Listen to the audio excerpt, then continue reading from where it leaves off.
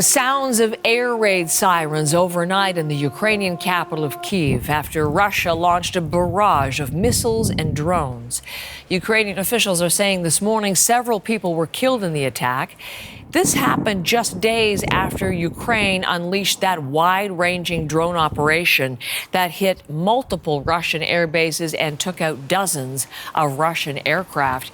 Anna Cunningham is following the developments in Ukraine from London. This latest barrage from Russia on Kyiv. Anna, tell us about the details and any potential links, I guess, whether it's retaliatory for what happened from Ukraine earlier.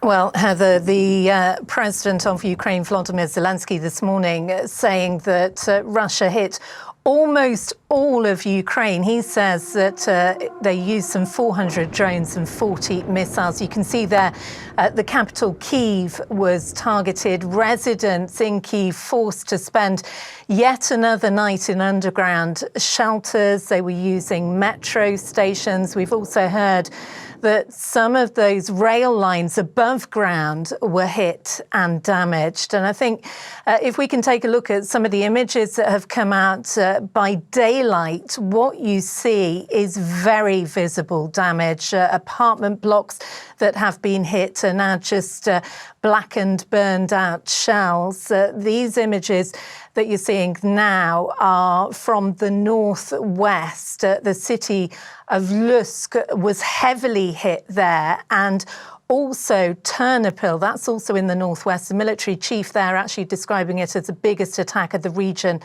of the war to date. And interestingly, Heather, this morning, people in Ternopil are being told to stay indoors because they're dealing with a big fire. Now, here is the images from inside Russia, because Ukraine has also carried out strikes overnight. It called them preemptive. This is some dash cam footage we've had into us from the Reuters news agency, reportedly showing the moment that Ukraine hit western Russian airfields. Those heavy plumes of smoke very visible.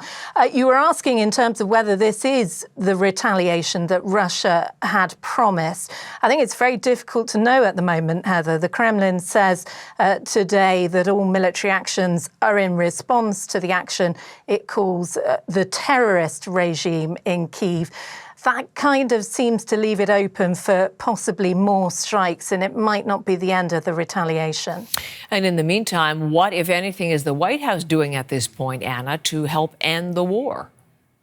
Well, some interesting comments made by the US President Donald Trump Thursday from the White House that I think have possibly raised a few eyebrows. Take a listen to this. Sometimes you're better off letting them fight for a while and then pulling them apart. And I gave that analogy to Putin yesterday. I said, President, maybe you're going to have to keep fighting and suffering a lot, because both sides are suffering, before you pull them apart, before they're able to be pulled apart.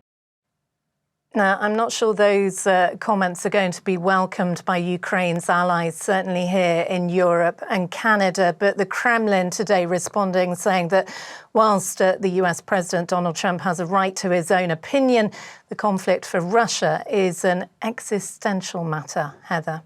Anna, thank you very much. Anna Cunningham is in London, and this is CBC Morning Live.